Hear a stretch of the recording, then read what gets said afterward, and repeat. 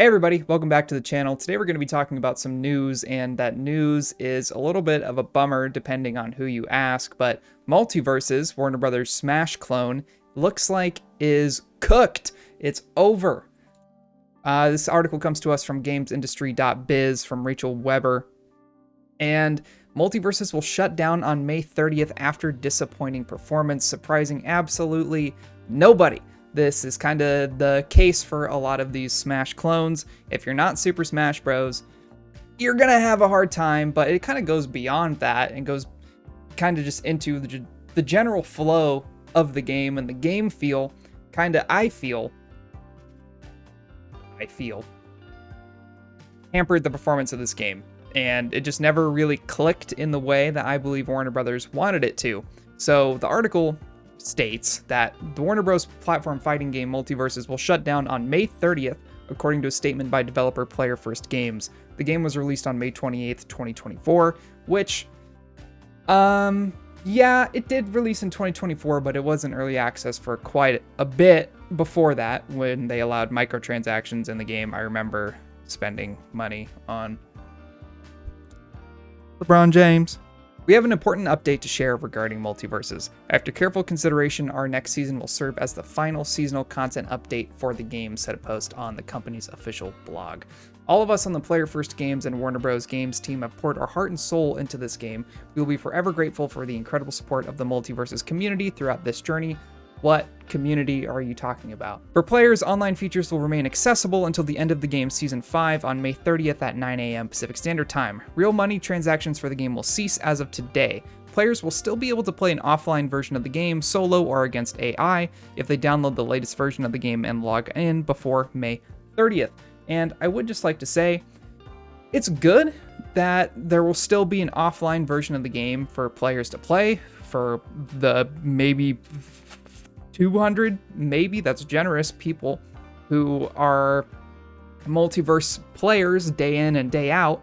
And it is kind of a bummer to see kind of the steady decline of Warner Bros. Games as a whole.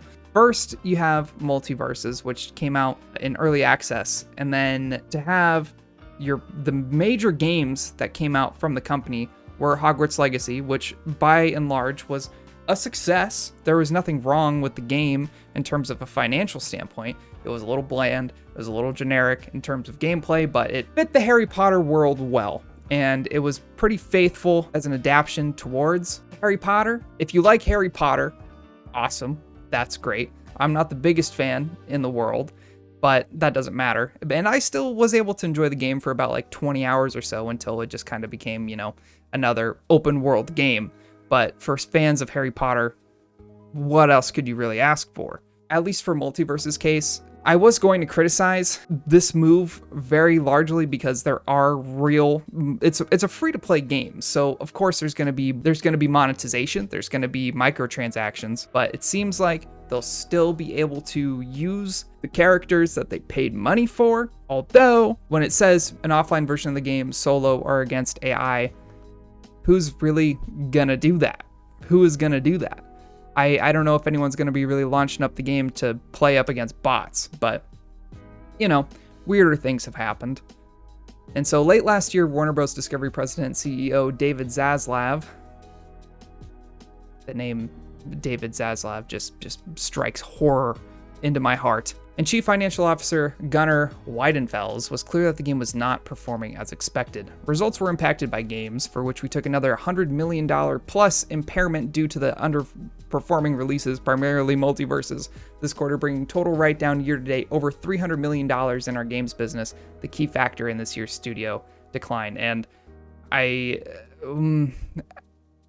that's an interesting quote to kind of pin all of the blame on MultiVersus when there was another game last year that they put out that was a complete flop on multiple levels, not just from a financial perspective, but a critical perspective as well. Of course, I'm talking about Suicide Squad Kills the Justice League, which was a complete train wreck for the company and for the DC brand as a whole, and completely shattered anyone's faith and reputation of Rocksteady previously well-regarded, critically acclaimed studio who put out, of course, the Arkham trilogy, and then took like 5 or 6 years to make Suicide Squad Kills the Justice League for no one to play it or like it. I was one of the suckers who spent $70 on that game to play it at launch, and it was probably one of the biggest mistakes I've ever made in my entire life. Okay, I don't want to say I like live service games, but typically I am the kind of person that does enjoy those games. Looters. I enjoy looters. I enjoy looter shooters. I'm a big fan, used to be a big fan, recovered fan of Destiny. I'm sober at the moment. And of course, Borderlands. I'm a big fan of the Borderlands franchise, and Diablo and Path of Exile. So I enjoy looters, but Suicide Squad did not scratch the itch that I wanted it to scratch. I had to scratch it myself. In Q4, we expect games to be flat to modestly better year over year, as last year's launch of Hogwarts Legacy on the Switch platform in November is offset by lower costs. But even in an industry of hits and misses, we must acknowledge that our studio business must deliver more consistently. This applies to our games business, which we recognize is substantially underperforming its potential right now, which absolutely it is. It's non-existent at the moment. When you were putting out games of the quality of the Batman Arkham trilogy, and I feel like people have forgotten that Warner Bros. Did have a publishing deal with The Witcher 3. So when you have that pedigree and that portfolio of games, and then you have last year, which is MultiVersus, and Suicide Squad Kills the Justice League, both losses for the company, what are you doing? Now, of course, they also have Mortal Kombat, which Mortal Kombat, the newest one, I don't believe really set the world on fire either. So what David Zaslav is saying, the company is not performing up to expectations, which it absolutely is not. So how do you go from here? How do you go from putting out MultiVersus and Suicide Squad Kills the Justice League and taking those losses and learning from them and having a new portfolio of games that tries back to the pedigree that Warner Bros. Studios used to have?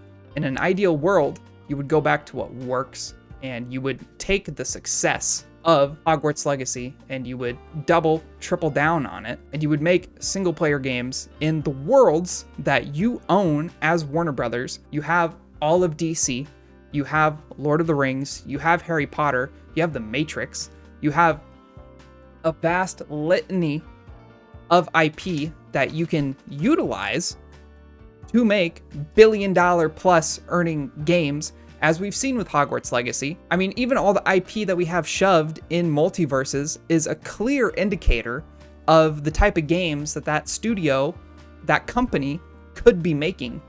But instead, what we get is we get live service games that don't hit, that are exclusively made for the purpose of making money. And I don't want to sit here and seem like the type of guy who's like, games need to be made with exclusively artistic expression in mind, because at the end of the day, that's not the world that we live in anymore. If you want that, we do get those games still, but it's a different world that we live in now. Games have to make money because games cost $200-300 million plus to make now. So we don't live in a world where that's just something that we need to make a precedence.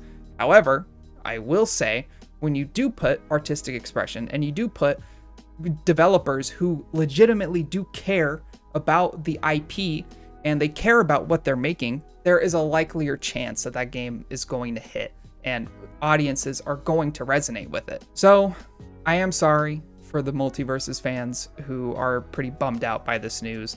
It seems like past May 30th, you will still be able to play the game to an extent. You'll still be able to play an offline version of the game.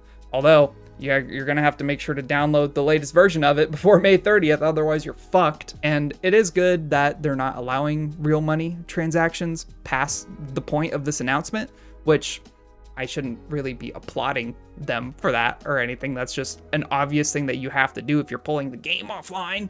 And I would say it would be pretty nice if they would refund people who did pay for, if there was somebody or a group of people who did pay real money for a character, like before this announcement, like a month or 2 months, like they must feel pretty fucking burned by this news. This is also the problem with a lot of these live service games, is they can just pull the plug on you on the game at any point, and they're allowed to do that. I guess the moral of the story is be careful the live service games that you get into and the money that you spend on a free-to-play game that you just have no idea if is going to be around in a few months, a year, 2 years, even in the next 2 weeks.